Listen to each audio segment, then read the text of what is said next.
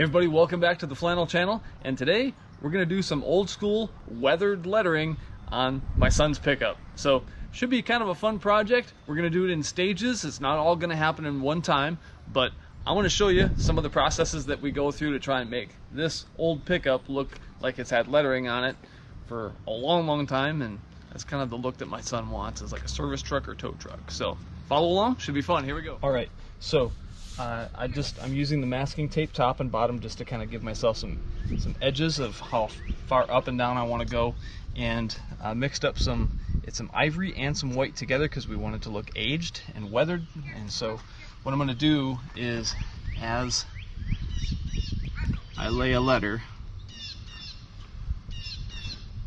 like that's going to be the I, and I'm going to build out, trying to get my spacing correct, and then I go back after a letter has dried just a little bit. I'm going to go over it with a rag, and I'm going to wipe it just a little bit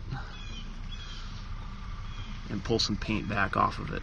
Okay, so this is going to be the N.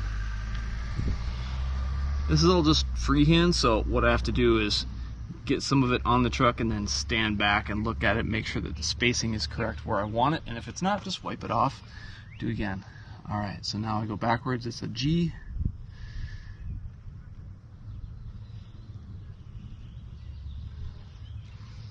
Again, I'm not a professional sign painter.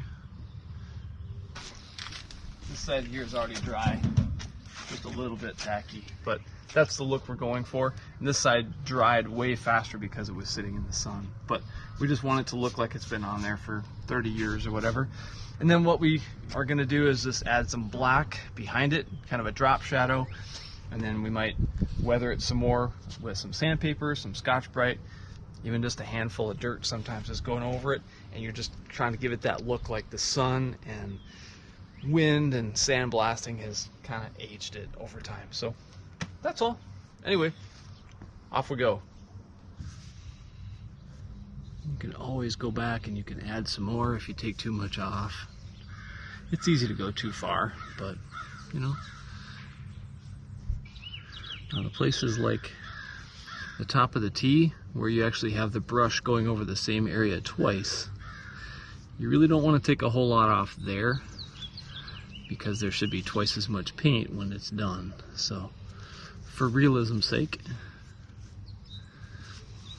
and the general rule that I've heard anyway, and I don't always do this perfectly, but if you're doing a brush stroke at the top, your brush has more paint on it, and by the time you get to the bottom of your stroke, your brush is running thinner. But you also have to remember that this is sort of a curved surface, and you have to think about the angle of what the sun is doing as well. So the sun is more harsh on things out in the open. So I'll do a little bit extra at the top, maybe. Kind of keep it consistent, but not so consistent that it isn't random either. Hard to explain. You know, there's no rules to it. It's art.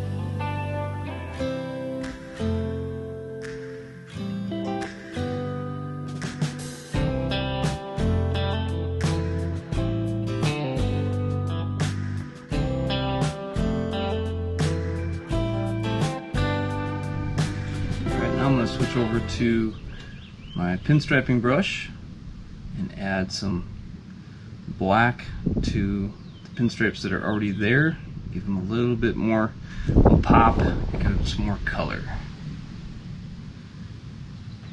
This part of the process is called palleting, where you're just sort of working the proper amount of reducer and paint into the brush, getting everything to flow, and you want just the right consistency. So that's why you keep working it until you find that magic spot right where you want it. Okay, here we go.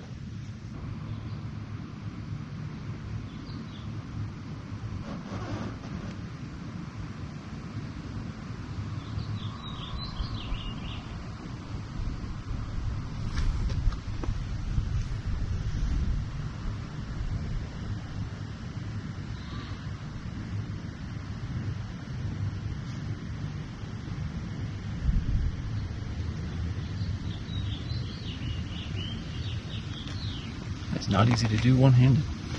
I'm going to switch over and use my other hand now. Now we've moved to the section where we're going to be working on the doors of the truck. And this is the paper pattern that my son decided on. He really likes this design.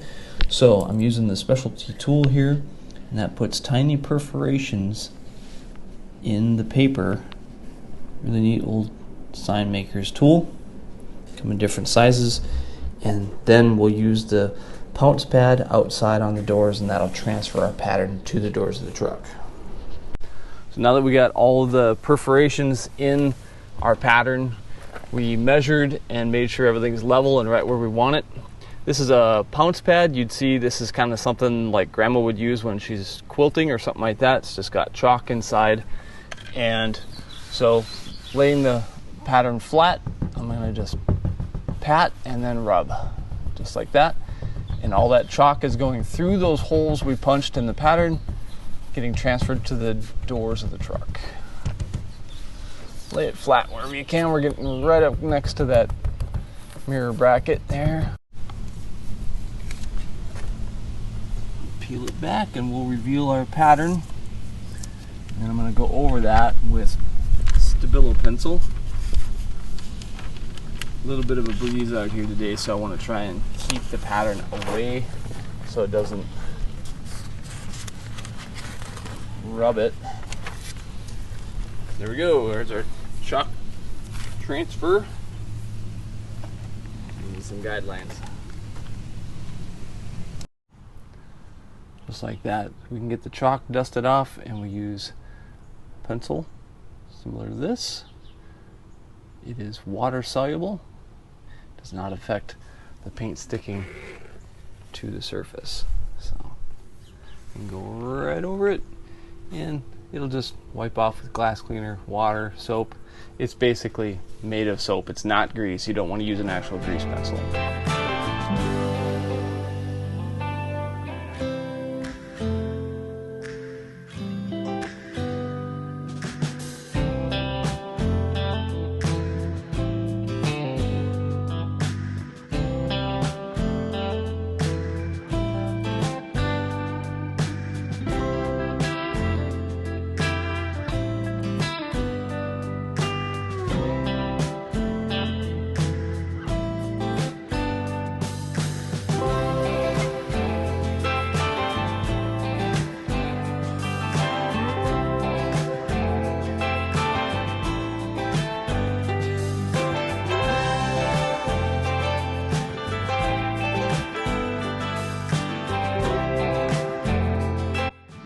Now that we've gotten to this stage, we can begin the outline around the blue, and then we're going to put the black drop shadow behind the blue and the white letters to finish things off.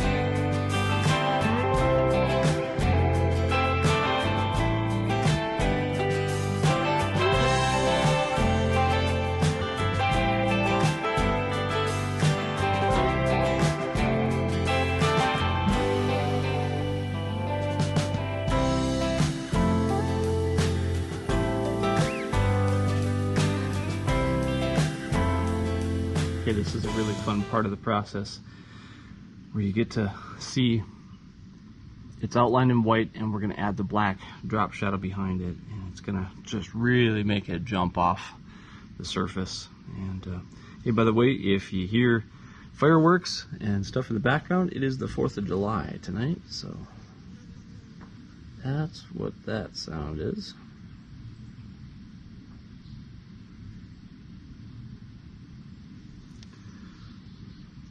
Not sure if I've already mentioned it or not, but the brush I'm using is a MAC Mr. Oz Signature number 4. And I'm using Alpha Enamels McKeegs Black. And they are a sponsor of mine. Sponsorship does not mean that they get my opinion, they just get some airtime. I will always give you my honest opinion on them.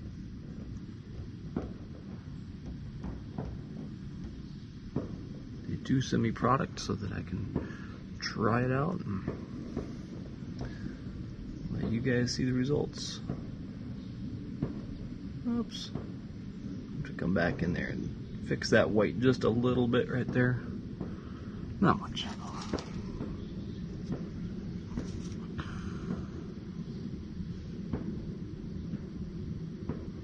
I think every artist has their own way that they like to do this. I like to put my shadows beneath and to the right.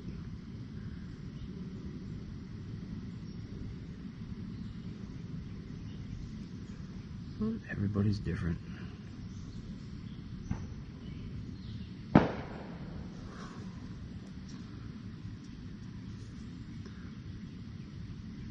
Gives it some dimension, really keeps that old school kind of look to it that I just love and I want to see keeping going.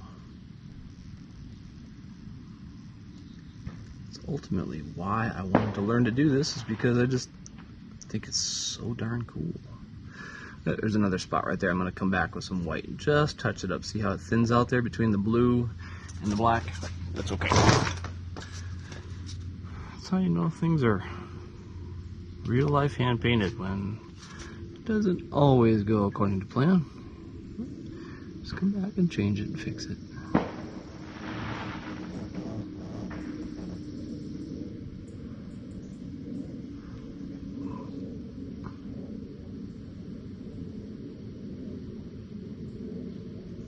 Just kind of try and imagine. Go square it off a little bit.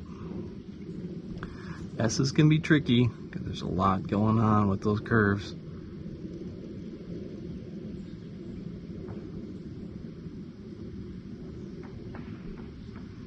S's are actually really fun to do though.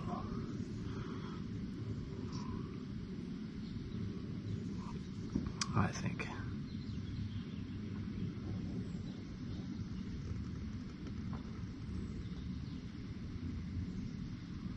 Real heavy at the bottom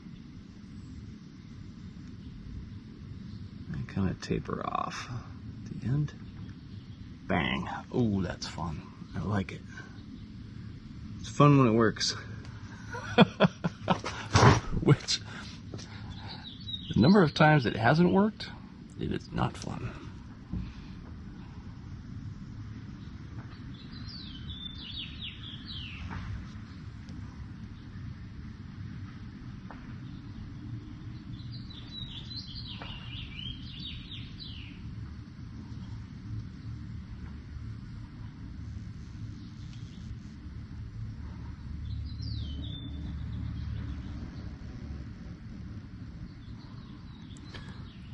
I'll say this about McKeegs Black from Alpha.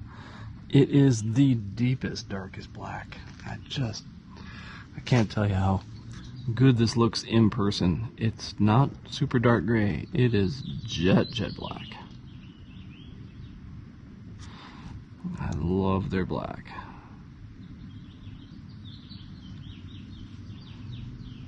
You're doing outline work or whatever. when you need a really, really deep black. I haven't found one that's any truer black than this.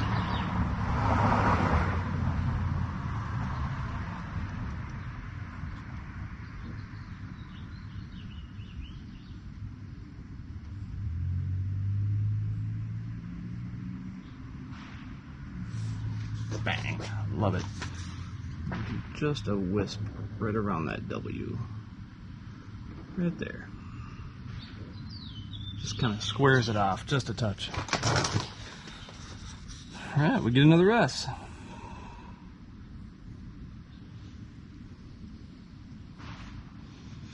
It's always helpful to kind of look back and say, alright, what did I do in the last one? Because you really do want them as symmetrical as you can get.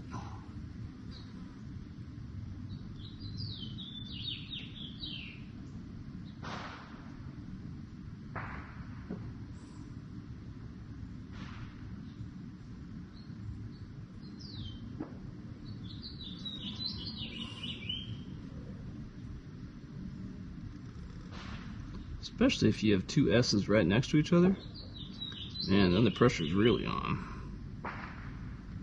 Because anybody's eyes can go bang, bang, bang, bang back and forth between your S's and make sure everything looks the same.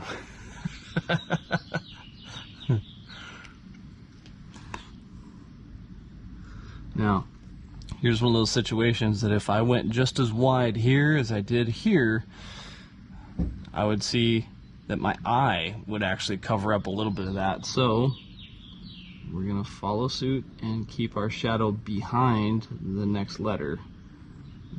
It's okay if they run into each other, but the letter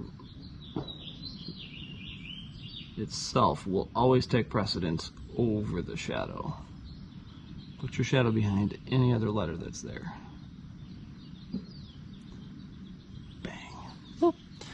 Got a little whisker right up into the white there, but I'll come back and fix that. Yeah, fun stuff. Love it. So the project's come along pretty well, and my son's really happy with it so far. The final step that I want to do here is we're going to make this into kind of a nautical star, and that's basically just dividing each one of the points of the star into a half, and then I'm going to make one half of each point be a little bit darker shade just to give the star some depth. I'm going to add some black pinstripe underneath some of these lines just to give it a little bit of a shadow, kind of like this word here, and a few more little small details here and there, and that will be that. There's a show coming up this weekend, and my son's pretty excited to get his truck in the show and kind of show off some of the work that he's done to it, and he should be proud. I think it's awesome that he's put so much thought into this. So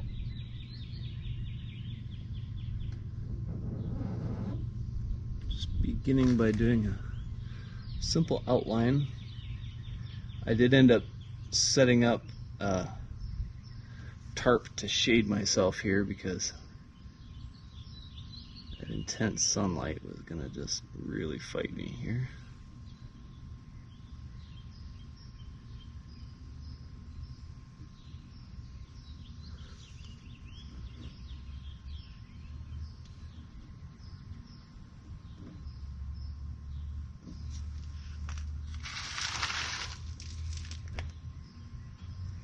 Pretty cool how sometimes something as simple as just a basic black outline can make such a huge difference.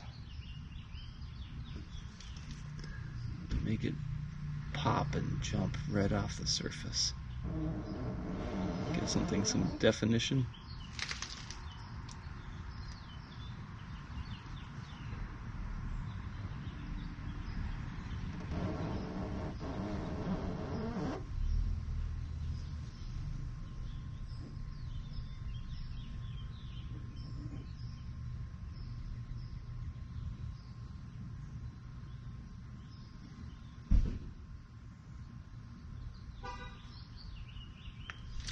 I can see I went a little bit over in a couple spots, but I'm not extremely worried about that because I'm actually going to come in here with a little bit darker shade on one side, and I can touch some of that up as well.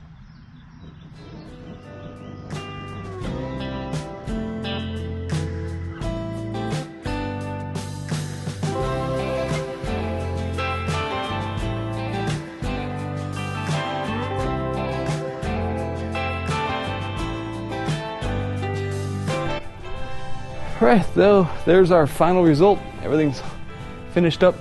I want to thank you for sticking around for this episode and watching the process from beginning to end. I want to thank Alpha 6 Enamels, made in Detroit, Michigan. They're a sponsor of mine. I love their paints. I also want to thank Mac Brushes, especially Mr. Oz. I use his signature brush. It's my favorite one in the whole fleet. And so I just have fun doing this kind of side project fun stuff. I'm trying to work up my 1,000 hours of trying to achieve mastery of an art form that I love, and hopefully I showed you a little bit about how I do what I do, and I have a lot to learn. Just learning as I go, figuring it out, and so there we go. My son's got a truck show he's taking it to this weekend, so that's the big push. He's proud of it. So am I. It's not perfect, neither am I, but it's fun. Thanks again, everybody. Hey, I don't see the comments here on YouTube, but you'll find me over at Instagram. It's at flannel_Philip, and we can talk there. Peace and grease, everybody. Be nice to each other.